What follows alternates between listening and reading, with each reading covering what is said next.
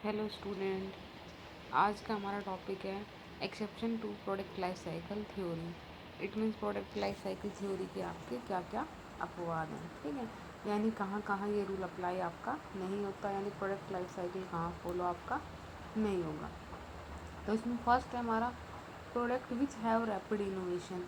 Product which have rapid innovation का मतलब है कि जो ऐसा प्रोडक्ट जिसमें जल्द से जल्द चेंज होता रहता है, ठीक है, यानी इनोवेशन होता रहता है। एक प्रोडक्ट आया, देन नया न्यू फिर मार्केट में आ गया, देन न्यू फिर मार्केट में आ गया। इट मीन्स जो टेक्निक है उसमें चेंज बहुत जल्द से जल्द हो रहा है। जैसे फॉर एग्जाम्पल हम फ़ोन का ले सकते हैं।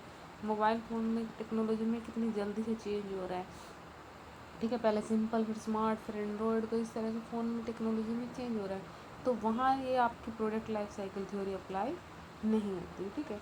Then luxury product, luxury product पर भी आपका ये थ्योरी अप्लाई नहीं होती, क्योंकि लग्जरी प्रोडक्ट जो ज़्यादा रिच होते हैं वो परचेज़ करते हैं, वो प्राइस का ध्यान नहीं रखते। प्राइस ज़्यादा होते हुए भी वो अपने ऐश आराम के लिए लग्जरी प्रोडक्ट परचेज़ कर लेते हैं। तो वहाँ भी जो आपकी product life cycle theory apply नहीं होगी।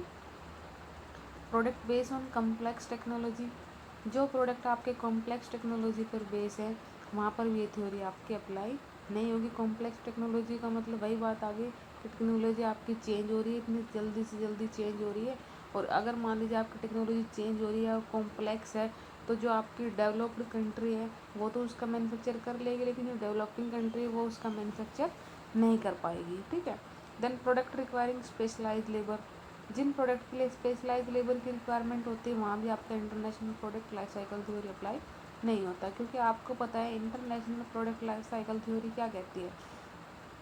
International product life cycle theory तो यही कहती है ना कि भाई वो, जैसे कोई भी एक प्रोसेस आपने पढ़ी थी कि पहले क्या करते हैं, डेवलप कंट्री अपनी कंट्री में करती है, देन वो क्या करती है फॉरेन कंट्री में कर देती है, देन उसके बाद जो अदर कंट्री होती है वो उसका मैन्युफैक्चर स्टार्ट कर देते हैं, देन रिवर्स इम्पोर्ट हो जाता है। लेकिन अगर वहाँ हमें स्पेशलाइज लेबर की रिक्वायरमेंट है तो वहाँ तो आप अदर कंट्री उसका मैन्युफैक्चर कर ही नहीं पाएगी।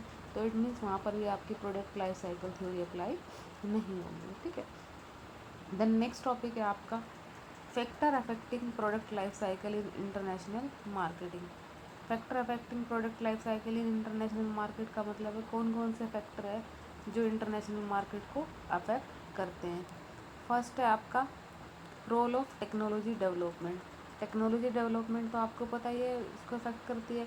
अगर कोई प्रोडक्ट ऐसा है जिसकी टेक्नोलॉजी में जल्द से जल्द चेंज हो रहा है तो उसकी लाइफ साइकिल आपकी शॉर्ट होगी। अगर प्रोडक्ट ऐसा है जिसकी टेक्नोलॉजी जल्दी से चेंज नहीं हो रही तो उसकी लाइफ साइकिल आपकी लॉन्ग होगी। Protection bye patent, protection bye patent का मतलब अगर मान लीजिए किसी प्रोडक्ट का पेटेंट करा रखा है, ठीक है, तो उसकी जो लाइफ साइकिल होगी वो लॉन्ग होगी, क्योंकि लंबे टाइम तक प्रोडक्ट चलेगा। अगर पेटेंट नहीं करा रखा तो लाइफ साइकिल आपकी शॉर्ट हो जाएगी। देन है एंट्री ऑफ कंपटीशन, ठीक है। एंट्री ऑफ कंपटीशन का मतलब वही कि कॉम्पिटिटर कितने हैं हमारे मार्केट में। अगर कॉम्पिटिटर ज़्यादा है तो लाइफ साइकिल शॉर्ट होगी, क्योंकि हमारा प्रोडक्ट मार्केट में टिक नहीं पाएगा। और कंपटीशन कम है तो जो आपकी लाइफ साइकिल है वो क्या होगी, लॉन्ग होगी। मेन आपको यही बताना है इनमें।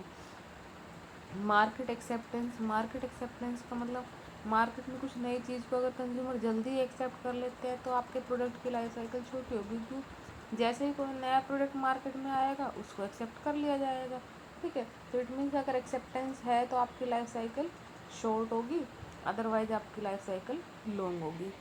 रिस्क बियरिंग कैपेसिटी, जो आपकी फर्म है उसमें रिस्क बियरिंग कैपेसिटी कितनी है। अगर रिस्क बियर करने की कैपेसिटी ज़्यादा है तो आपकी लाइफ साइकिल लॉन्ग होगी, और अगर कम है तो आपकी लाइफ साइकिल शॉर्ट होगी। Economic and managerial resources, economic and managerial resources का मतलब भी यही है कि आपके पास कितना है इकोनॉमिक और मैनेजरियल रिसोर्सेज वगैरह कितना है, यानी कितना आपके पास इकोनॉमिक बेनिफिट है। तो अगर ज़्यादा है तो लॉन्ग होगा, अगर कम है तो शॉर्ट होगा। गवर्नमेंट की पॉलिसी किस टाइप की है, गवर्नमेंट मान लीजिए कई बार पैकिंग वगैरह जो भी हमारे ब्रांड वगैरह उस पर अगर बैन लगा देती है तो हमारी लाइफ साइकिल क्या हो जाएगी, शॉर्ट, अदरवाइज लॉन्ग होगी। तो ये फैक्टर है हमारे। देन ये लास्ट टॉपिक है आपका, इसके बाद ये आपका international product life cycle complete हो जाएगा, ठीक है। यूटिलिटी और study of product life cycle, product life cycle की स्टडी करने की क्या इंपॉर्टेंस है। First, helpful in product planning and development, इससे हम प्रोडक्ट की प्लानिंग कर सकते हैं, किस तरह का हमें प्रोडक्शन करना है, क्योंकि प्रोडक्ट लाइफ साइकिल से हमें ये पता चलता है कि प्रोडक्ट कौन से स्टेज में है, इंट्रोडक्शन में है, ग्रोथ में है, डिक्लाइन में है, मैच्योरिटी में है, ठीक है। तो उससे हम प्रोडक्ट की प्लानिंग कर सकते हैं, किस तरह का प्रोडक्ट हमें बनाना चाहिए, कब मार्केट में लाना चाहिए, क्या उसके प्राइस रखने चाहिए, ठीक है। तो वही बात कह रखी है, जैसे इन्होंने बोल दिया कि प्राइस डिटर्मिनेशन भी हम कर सकते हैं। जैसे आपको पता है इंट्रोडक्शन स्टेज में हम प्राइस कम रखना चाहिए, ठीक है, और जो आपकी ग्रोथ स्टेज है उसमें हम प्राइस को इंक्रीज़ कर सकते हैं। इसी तरह प्रमोशन स्ट्रेटजी भी हम डिटरमाइन कर सकते हैं कि प्रमोशन का क्या क्या तरीका होगा, ठीक है। स्टार्टिंग में हमें इंट्रोडक्शन में प्रमोशन वगैरह पर ज़्यादा खर्च करना पड़ता है, ग्रोथ में आपका प्रमोशन वगैरह कम हो जाता है, ठीक है।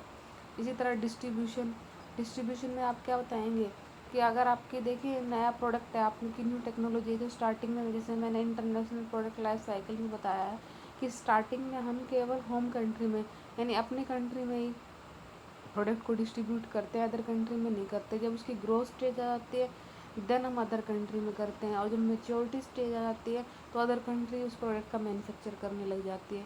तो ये वही पॉइंट्स बार बार बताना है जो मैंने इंटरनेशनल प्रोडक्ट लाइफ साइकिल की स्टेजेस में आपको बताया है। हेल्पफुल इन सेल फोरकास्टिंग, इसके हेल्प से हम सेल फोरकास्टिंग आसानी से कर सकते हैं, ठीक है। इसके हेल्प से हम क्या कर सकते हैं, सेल फोरकास्टिंग हम आसानी से कर सकते हैं कि भी कितनी सेल करनी है, कैसे करनी है। जैसे आपको पता है इंट्रोडक्शन में हमारी सेल्स कम होती है, ग्रोथ में आके हमारी सेल्स भी इंक्रीज़ हो जाती है, प्रॉफिट्स भी इंक्रीज़ हो जाते हैं। जैसे यहाँ इन्होंने ये भी बोल दिया है helpful in estimation of profits, इनके हेल्प से हम प्रॉफिट्स का डिटर्मिनेशन भी कर सकते हैं, ठीक है। तो बस सिंपल है पॉइंट्स पढ़ेंगे, और क्योंकि हमने पढ़ तो वही रखा है इंटरनेशनल प्रोडक्ट लाइफ साइकिल, वहीं से हम स्टडी कर लेंगे। Helpful to identify strong and strong नहीं है, शायद मैंने गलत लिख दिया, हाँ strong, helpful to identify weakness and strength होगा, वीकनेस एंड स्ट्रेंथ मार्केट, हम मार्केट की वीकनेस को जान सकते हैं और उसकी स्ट्रेंथ को भी जान सकते हैं, ठीक है। कैसे जानेंगे वीक पॉइंट और स्ट्रेंथ को, वही बात आ गई, हमें पता है कहाँ आपके प्रॉफिट्स इंक्रीज़ हो रहे हैं, कहाँ आपके प्रॉफिट्स कम हो रहे हैं। जैसे मैंने बताया जो स्टार्टिंग इंट्रोडक्शन स्टेज होती है उसमें हमें लॉस भी हो सकता है प्रॉफिट की जगह, क्योंकि स्टार्टिंग है, प्रोडक्ट कितनी मार्केट में डिमांड नहीं होती। ग्रोथ की स्टेज में आपके प्रॉफिट्स इंक्रीज़ होना स्टार्ट हो जाते हैं, और मेच्योरिटी में आपके प्रॉफिट एकदम लिमिट में आ जाते हैं, देन डिक्लाइन में डाउन चले जाते हैं, ठीक है। इसी तरह हेल्पफुल एज कंट्रोल टूल, इसकी हेल्प से हम क्या कर सकते हैं, कंट्रोल कर सकते हैं प्रोडक्ट पर कि हमें स्टार्टिंग में प्रमोशन करना है या नहीं, स्टार्टिंग में प्राइस क्या रखने हैं हमें, ठीक है। तो ये सारा किस में आता है, आपका कंट्रोल में, ठीक है।